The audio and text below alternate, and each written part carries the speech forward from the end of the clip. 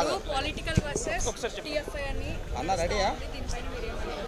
దీంట్లో పాలిటిక్స్ ఏం లేవమ్మా. ఎందుకంటే పాలిటిక్స్ అనే విషయం లేదు. ఎందుకంటే అక్కడ ఇది సినిమాకు సంబంధించి పూర్తి స్థాయి అల్లు అర్జున్కి సంబంధించిన విషయం ఏంది. ఎందుకంటే అల్లు అర్జున్ గారు ఒక 1.5 year నుండి అల్లు అర్జున్ ఆర్మీ అనే ఒక కోణంలో చేసుకుని ఒక సినిమా కోసం ప్రమోషన్ ఇచ్చుకుంటూ ఒక ఆర్మీని నెలకొల్పుకున్నాడు. సో నెలకొల్పుకున్న క్రమంలో ఆయనే పోలీస్ వాళ్ళు పర్మిషన్ ఇవ్వకుండా కానీ, పోలీస్ పర్మిషన్ సంధ్యా థియేటర్కి వచ్చే పర్మిషన్ ఇవ్వకుండా కానీ, పోలీస్ వాళ్ళు రిజెక్ట్ చేసినా కానీ ఆయనే మిగతా 5 థియేటర్లు వదిలిపెట్టి, ఎందుకంటే ఆ రోజు 5 థియేటర్లు రిలీజ్ చేయడం జరిగింది. సో 5 థియేటర్లు రిజల్ట్ చిన్న థియేటర్ అయిన సంధ్యా థియేటర్కు రిజెక్ట్ చేసినా రావడం జరిగింది.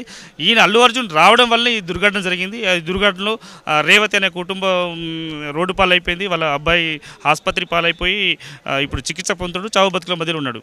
సో ఈ కోణంలో ఏంటంటే ఇంత జరుగుతున్న క్రమంలో పోలీసు వాళ్ళు ఇన్వెస్టిగేషన్లో భాగంగా అల్లు అర్జున్ అరెస్ట్ చేసి రిమాండ్ చేయడం జరిగింది. సో రిమాండ్ చేసిన తర్వాత దీనికి ఇంత ప్రాముఖ్యత రావడానికి వీళ్ళు అల్లు అర్జున్ గారు ప్రెస్ మీట్ పెట్టి అక్కడ ఈ స్టేట్ గవర్నమెంట్ను పోలీసు వాళ్ళను అబాసు పాలు చేయాలని అంటే నిందించాలనే ఉద్దేశంతో ఒక ప్రెస్ మీట్ పెట్టడం జరిగింది. సో వీళ్ళు ప్రాపర్గా ఒకవేళ పోలీసు వాళ్ళు అక్కడ సహకరించకుంటే, పోలీసు వాళ్ళు అక్కడ రాకుంటే ఇంకెన్ని ప్రాణాలు పోయేటివో, ఇంకెంతమంది గాయాల విషయం కూడా వాళ్ళు గోప్యంగా ఉంచారు. ఎందుకంటే చాలా వాటిలో కూడా ప్రాణాలు పోయిన వాళ్ళు ఉన్నారు. ఈ విషయాన్ని పర్టికులర్గా ఎంత ఇదిగా చేయడం అంటే ఇది వాళ్ళు అంటే వీళ్ళు ఒకళ్ళని టార్గెట్ చేసడం కాదమ్మా. ఎందుకంటే ఈయన అంటే అల్లు అర్జున్ ఆర్మీ అని సినిమా ఇండస్ట్రీ కాక ఇండస్ట్రీలో నేను ఒక్కడిని అని చెప్పి ఒక క్రియేటివిటీ చేసుకుంటా ఆయనే. సో ఆ క్రియేట్ చేసుకొని ఆయనదైనా హైప్ తీసుకోవడానికి ఆ ప్రయత్నంలో అల్లు అర్జున్ సంధ్య థియేటర్ రావడం. ఎందుకంటే అక్కడికి వస్తే 2-3 లక్షలు, ఎందుకంటే అది కూడలి, ఎందుకంటే రకరకాల వ్యక్తులు ఆడు ఉంటారు, ఎందుకంటే ఉద్యోగస్తులు ఉంటారు, ఒక కాలనీ, ఒక క్రౌడ్ ఏరియా. సో ఆ క్రౌడ్ ఏరియాకి వస్తే ఆటోమేటిక్గా జనాలు కూడా వస్తారు. జనాలకు వస్తే మనకు హైప్ పెరుగుతున్న ఉద్దేశం కూడా రావచ్చు. ఎందుకంటే ఒక దురుద్దేశం ఉండొచ్చు, ఆయన ఒక కాన్స్పిరసీ ఉండొచ్చు. సో ఆ కాన్స్పిరసీలో భాగంగా సంధ్యా థియేటర్కి వచ్చిండు. ఆ సంధ్యా థియేటర్కు రావడం వల్లనే ఈ దుర్ఘటన జరిగింది. ఈ దుర్ఘటన ఒకవేళ సంధ్యా థియేటర్కు రాకుండా ఉండుంటే అక్కడ ఎలాంటి సంఘటన జరగకపోతుంది. ఎందుకంటే మిగతా 4 థియేటర్లో ఎక్కడ కూడా చిన్న గాయాల పాల్గాలి, చిన్న దుర్ఘటన కూడా జరగలేదు. అంటే ఇక్కడ ఆయనకున్న చిన్న బుద్ధి ఆలోచన ఏంటంటే, అంటే ఆర్మీకి కానీ బౌన్సర్లకు కానీ సమాచారం ఇచ్చిండు కానీ పోలీసు వాళ్ళకి వెళ్ళలేదు. ఎందుకంటే ఆయన 2 hours ముందే ఆయన ట్విట్టర్లో పెట్టినట్టు సమాచారం ఉంది. సో 2 hours ముందే పోలీస్ పర్మిషన్ అడిగినట్టు సమాచారం ఉంది. సో ఆ 2 hours ముందైనా కానీ, ఎందుకంటే ఆయన రావడం వల్ల చాలామంది గుమిగూడతారు, తొక్కిసలాట జరిగే అవకాశం ఉంది, ప్రాణ నష్టం జరిగే అవకాశం ఉంది, గాయాల పాయాల అవకాశం ఉందని చెప్పి పోలీసు వాళ్ళు హెచ్చరించారు. ఆ హెచ్చరికను కూడా బేఖాతరు చేసి అల్లు అర్జున్ రావడం అనేది అంటే ఈ దురదృష్టకరం. ఎందుకంటే మిగతా థియేటర్లు, పెద్ద థియేటర్లు ఉన్నా కానీ అక్కడికి పోకుండా ఇక్కడ ఎక్కడో జనాలు ఎక్కువ ఉంటారు, సమీకరిస్తారు, జనాలు ఎక్కువ వస్తారు. దీనికి అంటే ఈ సంఘటన జరుగుతుందనే ఉద్దేశం కాదు, ఆయన ఒక ఆర్మీ డెవలప్ అవుతుందని చెప్పి అల్లు అర్జున్ ఆయన పాన్ ఇండియా లెవెల్లో వెళ్ళిపోయాడు. ఇంకేం కావాలి?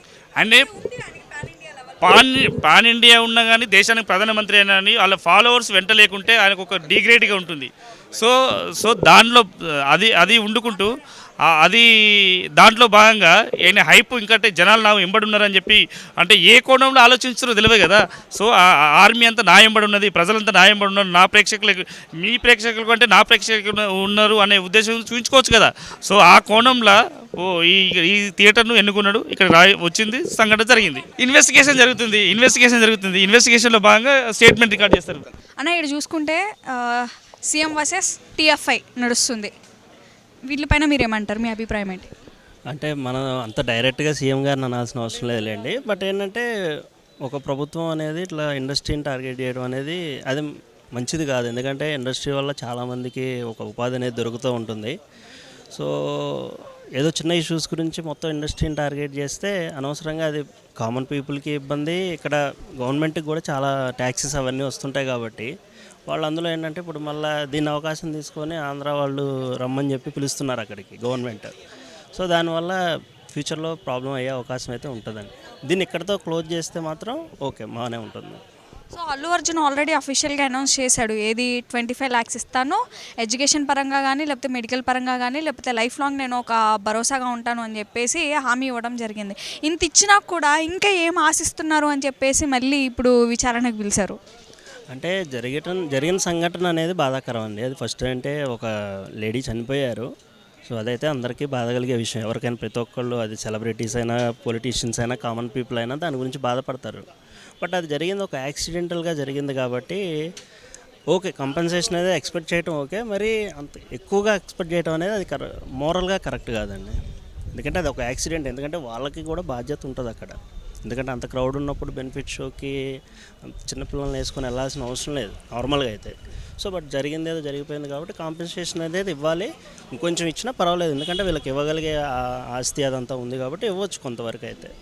సో మరి రేవంత్ రెడ్డి కూడా ఇంతకుముందు హైడ్రా విజన్ తీసుకొని వచ్చి కొన్ని ఇల్లులు కూల్చేయటం, ఆ టైంలో కూడా ఒక 2 హార్ట్ అటాక్తో చనిపోయారు. మరి ఆ టైంలో ఏమైంది అని చెప్పి ప్రశ్నిస్తున్నారు పబ్లిక్. దీనిపైన మీరేమంటారు? అంటే హైడ్రా ఇవన్నీ గవర్నమెంట్కి సంబంధించిన విషయాలండి, అవి వాటి మీద మనం క్వశ్చన్ చేయలేము. బట్ దానివల్ల కూడా ఎవరైనా ప్రమాదం జరిగితే అది కూడా కరెక్ట్ కాదు. అది దాని మీద కూడా యాక్షన్ తీసుకోవాలి. అక్కడ ఎవరు చేశారో, ఏ అధికారుల వల్ల అలా జరిగింది అనేది కంపల్సరీ యాక్షన్ తీసుకోవాలి.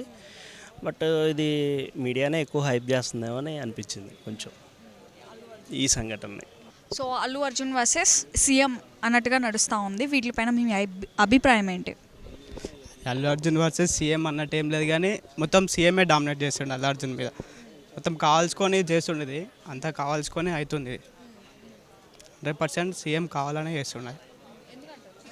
ఎందుకంటే ఇట్లాంటివి చాలా చాలా జరిగినాయి ఇన్సిడెంట్స్, చాలా అవుతూనే ఉన్నాయి. ఇవన్నీ ఇలా పట్టించుకుంటూ పోవాలంటే గురుకులంలో ఫుడ్ పాయిజన్ వల్ల చనిపోయినప్పుడు అప్పుడు రేస్ కావాలి.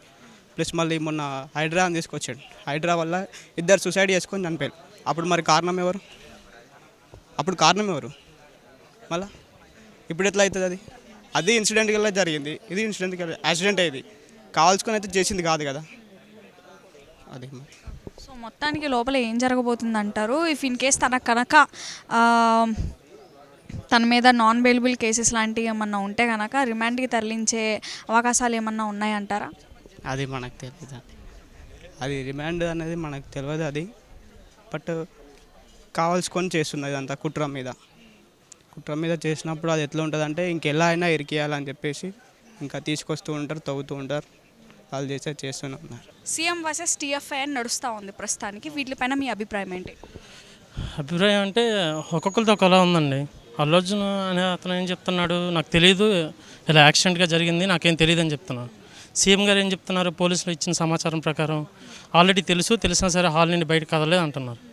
నాకేమనిపిస్తుందంటే అల్లు అర్జున్ గారి గురించి మరీ అంత దారుణంగా ఒక మనిషి చనిపోయాడంటే బయటకు కదలేని పరిస్థితిలో ఉన్నంత ఎవరు చేయరు కదా. అలాగా బయటకు రాకుండా మళ్ళీ క్యాన్వే నుండి బయటకు వచ్చి చేతులు ఊపారని అలా చేయరు కదా. ఇద్దరు అమ్మాయిలతో సినిమా ఉంది కదా, అది రిలీజ్ అయినప్పుడు కూడా అల్లు అర్జున్ నేను చూశాను. ప్రతి సినిమాకి అక్కడికి వెళ్తుంటారు.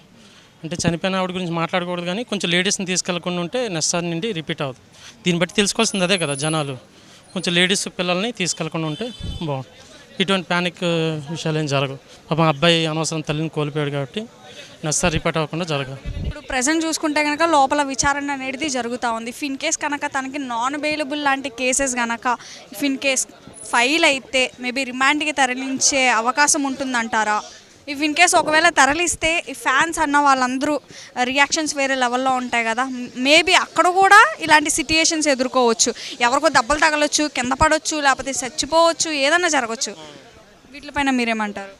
అది తీర్పు పెట్టి ఉంటుందండి. ఇప్పుడు అంటే అతను అరెస్ట్ చేస్తారంటే నాకు తెలిసి అంటే పోలీసులకి జనాలే ముందు తొందరపడుతున్నారు. పోలీసులకి అల్లు అర్జున్కి ఇది అవ్వట్లేదని, లేకపోతే సీఎం గారికి అల్లు అర్జున్కి పడట్లేదని అలా అంటున్నారు. సో వాళ్ళ పర్పషన్ ప్రకారం ఏమవుతుందో మనకు తెలియదు, కానీ మనం ఎదురు చూడాలన్నమాట.